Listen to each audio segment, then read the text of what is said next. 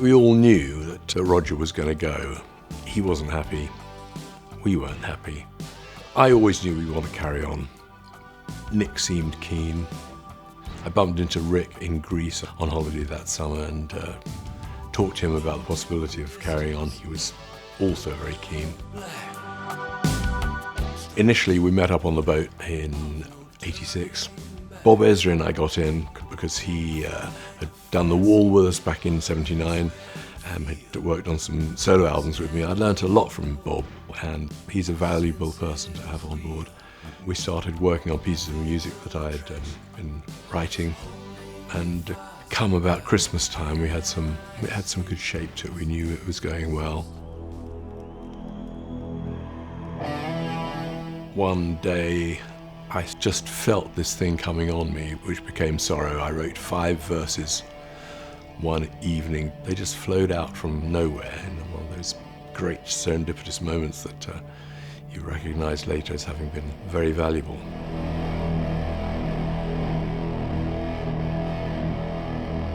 I wrote the words first, I wrote the music afterwards, then I went in and demoed it all on the boat. I guess that was kind of a turning point. I knew that we were on a good roll and this thing was going to work.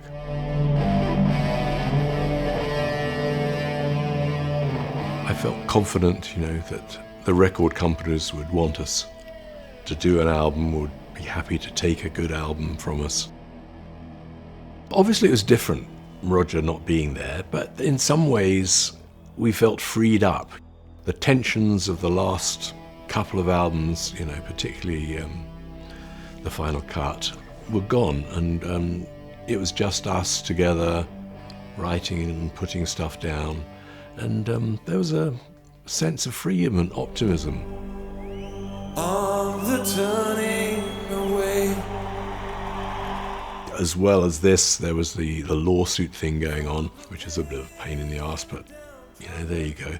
Eventually we moved to Los Angeles. We had a deal with Ezrin where he insisted if he came to England for 3 or 4 months, or however long it was, maybe it was 6, that we'd all go and finish it off in Los Angeles. And brilliant studios in Los Angeles, and any number of great musicians that you can call up at the drop of a hat to come and take part. And of course all the legal offices in England were shut for the night by the time the day had started in Los Angeles.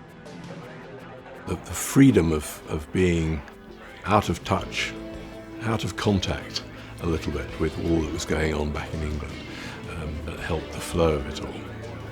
It was fun. And of course I had Anthony Moore on, who was a friend of mine, who was a lyricist, and he came up with some very good lyrics on that album, amongst them Learning to Fly and On the Turning Away. With that backbone to it all, several songs, we thought we were really on our way. Of course, it was a moment where there were all these new technologies burgeoning through the early 80s, lots of new synthesizers and technology that we embraced rather too readily, I think, in retrospect. To me, the one thing about the album that gave me pause for thought after we'd done it was that maybe it could be made a little bit more timeless, with more of the traditional instruments that we were more used to playing with, the Hammond organ, the pianos. That was something that seemed to me that the album could benefit from. So that's one of the reasons I wanted to go back in and do some work on it again. Also, we found keyboard parts of Rick's on the Hammond that had not been used before, and we came up with a new vibe, a new feeling for the album, and it now has a slight more lightness of touch and a more timeless feel to it, I think.